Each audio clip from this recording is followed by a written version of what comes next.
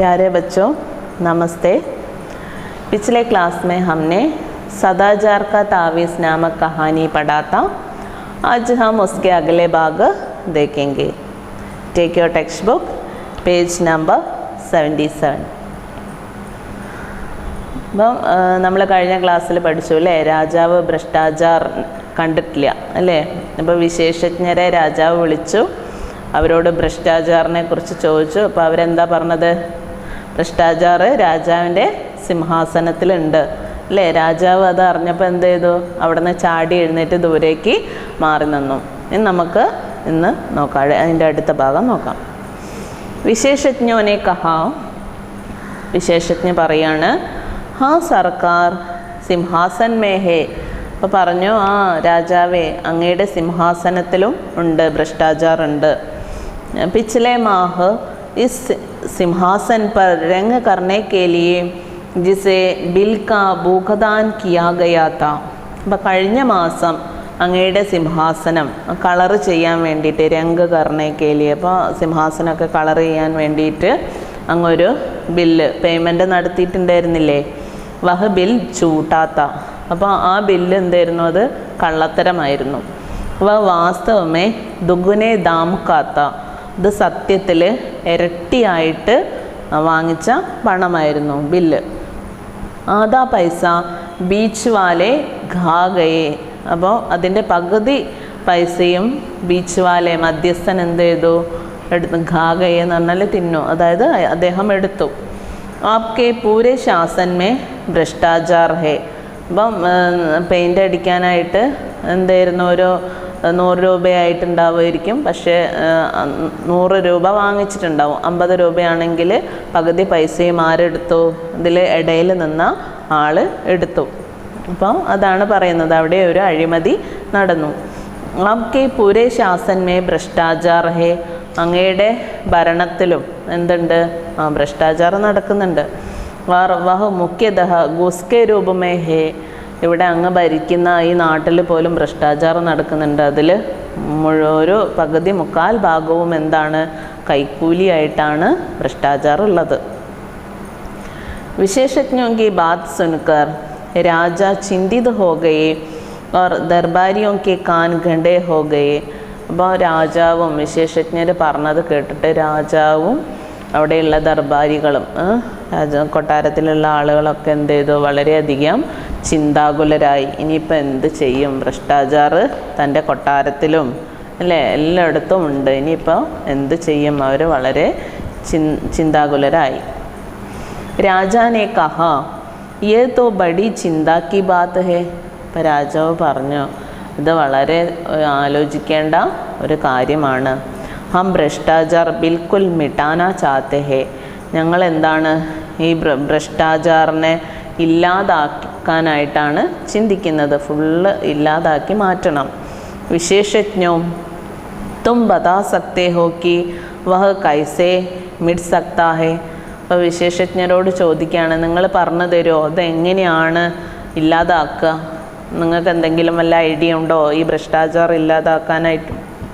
വിശേഷജ്ഞോനെ കഹാ, അപ്പോൾ വിശേഷജ്ഞ പറഞ്ഞു, ഹാ മഹാരാജ് ഹംനെ ഉസ്കി ബി യോജന തയ്യാർ കി ഹേ. ഞങ്ങളുടെ അടുത്തുണ്ട് മഹാരാജാവേ, ഞങ്ങളുടെ അടുത്തൊരു യോജന, പ്ലാനിങ്, പദ്ധതി ഞങ്ങൾ തയ്യാറാക്കിയിട്ടുണ്ട്. ഭ്രഷ്ടാചാർ മിട്ടാനെ കെ ലിയേ മഹാരാജ് കോ വ്യവസ്ഥ മേ ബഹുത് പരിവർത്തൻ കർണേ ഹോങ്കെ. അപ്പോൾ ഈ ഭ്രഷ്ടാചാർ ഇല്ലാതാക്കണമെങ്കിൽ അങ്ങയുടെ ഭരണത്തിൽ ഒരുപാട് മാറ്റങ്ങൾ വരുത്താനായിട്ടുണ്ട്. ഏക് തോ ഭ്രഷ്ടാചാർ കെ മൗക്കെ മിട്ടാനെ ഹോങ്കെ. അപ്പോൾ ആദ്യം തന്നെ ഈ അഴിമതി എന്നുള്ള ആ ഒരു അവസരം തന്നെ ഇല്ലാതാക്കേണ്ടി വരും. ജയ്സെ ടേക്കാ ഹേ. ടേക്ക എന്ന് പറഞ്ഞാൽ എന്താ? ടെൻഡർ വിളിക്കാന്നല്ലേ, കേട്ടില്ലേ അത്? ഹേ തോ ടേക്കേദാർ ഹേ, അതിനെന്താണ്? ഒരു മധ്യസ്ഥനുണ്ടാകും. और ठेकेदार हो तो അധികാരിയോं के लिए ഗുസ് ഹേ. അപ്പോൾ ടേക്കേദാർ ഉണ്ടെങ്കിൽ അധികാരികൾക്കൊക്കെ എന്താണ്? കൈക്കൂലി ലഭിക്കും. ടേക്കാ മിട്ട് ജായേ തോ ഉസ്കി ഗുസ് മിട്ട് ജായേ. ഇപ്പോൾ ടാക്സ് തന്നെ ഇല്ലാതാക്കുകയാണെങ്കിൽ കൈക്കൂലിയും നമുക്ക് ഇല്ലാതാക്കാം. ഇസി തര और भी बहुत सी चीज़േം ഹേ. അങ്ങനെ ഒരുപാട് കാര്യങ്ങൾ ഉണ്ട്, ഓരോ കാര്യങ്ങളായിട്ട് ചെയ്യണം. കിൻ കാരണവും സെ ആദ്മി ഗുസ് ലേത്താ ഹേ യഹ് ബി വിചാരണീയ ഹേ. എന്ത് കാരണം കൊണ്ടാണോ ഒരു മനുഷ്യൻ കൈക്കൂലി വാങ്ങുന്നത്, ഇതും നമുക്ക് ചിന്തിക്കേണ്ടത് അത്യാവശ്യമാണ്. രാജാനെ കഹാ അച്ഛാ തും അപ്നി പൂരി യോജന രഖ് ജാവോ. അപ്പോൾ രാജാവ് പറഞ്ഞു, ശരി, നിങ്ങൾ നിങ്ങളുടെ ഈ ഫുൾ പ്ലാനിങ് ഇവിടെ വെച്ചോളൂ. ഹം ഓർ ഹമാരെ ദർബാരി ഉസ് പർ വിചാർ കരേങ്കെ. ഞങ്ങളും ഞങ്ങളുടെ കൊട്ടാരത്തിലുള്ള ആളുകളും കൂടി ഇതിനെക്കുറിച്ച് ആലോചിക്കാം. നിങ്ങൾ നിങ്ങളുടെ ഈ പ്ലാനൊക്കെ ഇവിടെ വെച്ചിട്ട് പൊയ്ക്കോളൂ എന്ന് പറഞ്ഞു. വിശേഷജ്ഞ് ചലേഗെ, അവർ പോയി. രാജാനെ ദർബാരിയോ കെ സാത്ത് മിൽക്കർ ഭ്രഷ്ടാചാർ മിട്ടാനെ കി യോജന കോ പഠ. അപ്പോൾ രാജാവ് എന്ത് ചെയ്തു, അദ്ദേഹത്തിൻ്റെ രാജസദസ്സിലുള്ള ആളുകളെയൊക്കെ വിളിച്ച് ഈ ഭ്രഷ്ടാചാർ എങ്ങനെയെങ്കിലും ഒഴിവാക്കണം, അതിന് വേണ്ടിയിട്ട് പദ്ധതികളൊക്കെ അവർ ഇരുന്ന് വായിച്ചു. ഉസ് പർ വിചാർ കിയ, അതിനെക്കുറിച്ച് ആലോചിച്ചു. വിചാർ കർത്തേ ദിൻ ബീത്തിനെ ലഗേ और രാജാ കാ സ്വസ്ഥ ബിഗഡനെ ലഗ. അങ്ങനെ ഇതിനെക്കുറിച്ച് ആലോചിച്ച് ഒരുപാട് നാളുകൾ അങ്ങനെ കടന്നുപോയി. രാജാവിൻ്റെ ആരോഗ്യമൊക്കെ നശിക്കാനായിട്ട് തുടങ്ങി. ഏക് ദിൻ ഏക് ദർബാരിനെ കഹ. അങ്ങനെ ഒരു ദിവസം ദർബാരി പറഞ്ഞു, മഹാരാജ് ചിന്താ കെ കാരൺ ആപ്കാ സ്വാസ്ഥ്യ ബിഗഡതാ ജാ രഹാ ഹേ. അങ്ങ് ഇങ്ങനെ ചിന്തിക്കുന്നത് കാരണം അങ്ങയുടെ ആരോഗ്യം മുഴുവൻ എന്താണ്, നശിച്ചു പോവുകയാണ്. ഉൻ വിശേഷജ്ഞോനെ ആപ്കോ ജഞ്ചഡ് മേ ഡാൽ ദിയാ ഹേ. അപ്പോൾ ആ വിശേഷജ്ഞർ ഇവിടെ വന്നിട്ട് അങ്ങേ എന്താക്കാണ്, ജഞ്ചഡമേ, വളരെ കഷ്ടപ്പാടിലാക്കിയിട്ടാണ് അവർ പോയിരിക്കുന്നത്. രാജാനെ കഹാ പർ കരേം ക്യാ. രാജാവ് ചോദിച്ചു, ഇനി എന്താ ചെയ്യാം.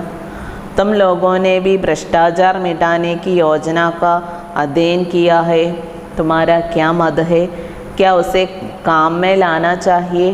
അപ്പോൾ അവരോട് ചോദിച്ചു, എന്താണ് നിങ്ങളുടെ അഭിപ്രായം, നിങ്ങളും അതിനെക്കുറിച്ച് വായിച്ചതല്ലേ, ക്യാ ഉസേ കാം ലാനാ ചാഹേ, ഇനി അതെങ്ങനെ പ്രാവർത്തികമാക്കണ്ടേ, നിങ്ങളും വായിച്ചതല്ലേ, നമ്മൾ ഒരുമിച്ചല്ലേ അതൊക്കെ ചെയ്തത്, എന്താണ് നിങ്ങളുടെ അഭിപ്രായം. ദർബാരിയോനെ കഹാ. അപ്പോൾ ദർബാരിയിൽ ഒരാൾ പറഞ്ഞു, മഹാരാജ് ഈ യോജന ക്യാ ഹേ, എന്ത് പദ്ധതിയാണ് രാജാവേ ഇത്. ഏക്ക് മുസീബത്ത് ഹേ, ഇതൊരു തരം കഷ്ടപ്പാടാണ് അല്ലേ. ഉസ്കെ അനുസാർ കിത്തനെ ഉലട്ട് ഫേർ കർണേ പടേങ്കെ. അപ്പം ഇത് അതിനനുസരിക്കുകയാണെങ്കിൽ ഇവിടെ എല്ലാം വിപരീതമായി പോകും, നമ്മൾ ചെയ്യുന്ന കാര്യങ്ങളൊക്കെ. കിത്തനി പരാശാനി ഹോഗി, എത്ര ബുദ്ധിമുട്ടാവും, എത്ര കഷ്ടപ്പാടുണ്ടാകും. സാരി വ്യവസ്ഥ ഉലട്ട് പലട്ട് ഹോ ജായകി. ഇപ്പോഴുള്ള ഈ ഭരണമെല്ലാം തല കീഴായിട്ട് മറിയാൻ തുടങ്ങും. ജോ ചല ആ രഹാ ഹേ ഉസേ ബദൽനെ സെ നയി നയി കഠിനായിയാം പൈദാ ഹോ സക്തി ഹേ. ഇപ്പം എന്താണ്, ഭ്രഷ്ടാചാറിനെ ഇല്ലാതാക്കാൻ വേണ്ടിയിട്ട് പുതിയ പുതിയ കഷ്ടപ്പാടുകളൊക്കെ നമുക്ക് വന്നുകൊണ്ടിരിക്കുകയാണെന്ന് പറഞ്ഞു. ഹമേ തോ കോയി ഐസി തർക്കീബ് ചാഹിയേ ജിസ്സെ ബിനാ കുച്ച് ഉലട്ട് ഫേർ കിയേ ഭ്രഷ്ടാചാർ മിട് ജായേ. അപ്പോൾ നമുക്കിപ്പോൾ എന്താ വേണ്ടത്, ഭ്രഷ്ടാചാർ എങ്ങനെ ഇല്ലാതാക്കാം എന്നുള്ള ഒരു സൊല്യൂഷനാണ് നമുക്കിപ്പം ആവശ്യം. രാജാ സാഹബ് പോലെ, ഇപ്പം രാജാവ് പറഞ്ഞു, മേ ബി യഹി ചാത്തി ഹും, ഞാനും ഇത് തന്നെയാണ് ആഗ്രഹിക്കുന്നത്. പർ യഹ് ഹോ കൈസേ, പക്ഷേ ഇത് എങ്ങനെയാണ് ചെയ്യുക, എന്താ ചെയ്യുക. അപ്പം ഇതിന് ഹമാരെ പ്രപിതാമഹ കോ തോ ജാദു ആത്താ താ, ഹമേ വഹ് ബി നഹി ആത്താ, തും ലോക കി കോയി ഉപായി ഖോജോ. രാജാവ് പറഞ്ഞ, എൻ്റെ പൂർവികന്മാർക്ക് പോലും എന്താണ് ജാദു ആത്താത്ത, അവർക്ക് പല മാജിക്കുകളോ സ്വപ്ന ദർശനങ്ങളൊക്കെ അവർക്കും ഉണ്ടായിരുന്നു, പക്ഷേ എനിക്കതൊന്നും വരുന്നില്ല. ഇനി നിങ്ങൾക്ക് എന്തെങ്കിലും ഐഡിയ ഉണ്ടെങ്കിൽ നിങ്ങൾ പറയൂന്ന് പറഞ്ഞു. एक दिन दरबारिया ने राजा के सामने एक साधु को पेश किया और कहा. അപ്പോൾ ഒരു ദിവസം ഒരു ദർബാറിലെ ഒരാൾ, അദ്ദേഹം രാജാവിൻ്റെ മുമ്പിൽ ഒരു സന്യാസിയെ കൊണ്ടുവന്ന് നിർത്തുന്നു അല്ലേ. എന്നിട്ട് പറഞ്ഞു, മഹാരാജ് ഏക് കന്ദരാമേ തപസ്യ കർ രഹേ इन महान साधक को हम ले आए हैं. അപ്പോൾ ഇദ്ദേഹം एक कंदरे में तपस्या कर रहे हैं. കന്ദര എന്ന് പറഞ്ഞാൽ കേവ് അല്ലേ, ഗുഹ, ഒരു ഗുഹയിൽ ഇദ്ദേഹം തപസ് ചെയ്യായിരുന്നു. അവിടെ നിന്നാണ് ഞാൻ അദ്ദേഹത്തെ ഇങ്ങോട്ട് കൂട്ടിക്കൊണ്ട് വന്നത്. ഇനോനെ സദാചാർ കാ താവീസ് ബനായാ ഹേ. ഇദ്ദേഹം എന്താണ് ഉണ്ടാക്കിയത്? സദാചാരത്തിൻ്റെ ഒരു താവീസ് ഉണ്ടാക്കിയിട്ടുണ്ട്. താവീസ് ഞാൻ നേരത്തെ പറഞ്ഞല്ലോ അല്ലേ, എന്താണ്? ഒരു യന്ത്രം, ഒരു ഏലസ്, അത് ഇദ്ദേഹം ഉണ്ടാക്കിയിട്ടുണ്ട്. വഹ മന്ത്രം സെ സിദ്ധ ഹേ और उसके बांधने से आदमी एकदम सदाचारी हो जाता है. അപ്പോൾ പറയുന്നത് എന്താണ്? ഇദ്ദേഹം ആ ഏലസിൻ്റെ അകത്ത് ഒരുപാട് മന്ത്രങ്ങൾ കൂട്ടിയിട്ട് കെട്ടി വെച്ചിട്ടുണ്ട്. അപ്പോൾ അദ്ദേഹം ഒരു സിദ്ധനാണ് അല്ലേ. और उसके बांधने से ആ ഏലസ് കെട്ടുകയാണെങ്കിൽ അവരെന്താണ്, ആ മനുഷ്യൻ എന്തായി തീരും? സദാചാരിയായിട്ട് തീരും. സാധുവിനെ अपने झोले में से तावीज़ मिलाकर राजा को दिया. राजा ने उसे देखा. അപ്പോൾ സാധു എന്ത് ചെയ്തു? അപ്പനെ ജോലെ മേസെ, തൻ്റെ ആ ഭാണ്ഡക്കെട്ടിൽ നിന്നും താവീസ് എടുത്തിട്ട് രാജാവിന് കൊടുത്തു. രാജാവ് അതെങ്ങനെ നോക്കി. എന്നിട്ട് പറഞ്ഞു, ഹേ സാധു, ഇസ് താവീസ് കെ വിഷയമേ മുझे വിസ്താർ സെ ബതാവോ.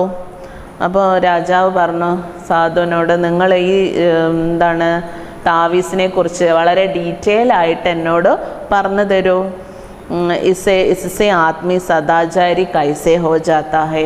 ഈ താവീസ് ധരിക്കുകയാണെങ്കിൽ എങ്ങനെയാണ് ഒരു മനുഷ്യന് സദാചാരിയായി മാറുന്നത് എന്നുള്ള കാര്യം നിങ്ങളൊന്ന് പറഞ്ഞു തരൂ എന്ന് പറഞ്ഞു.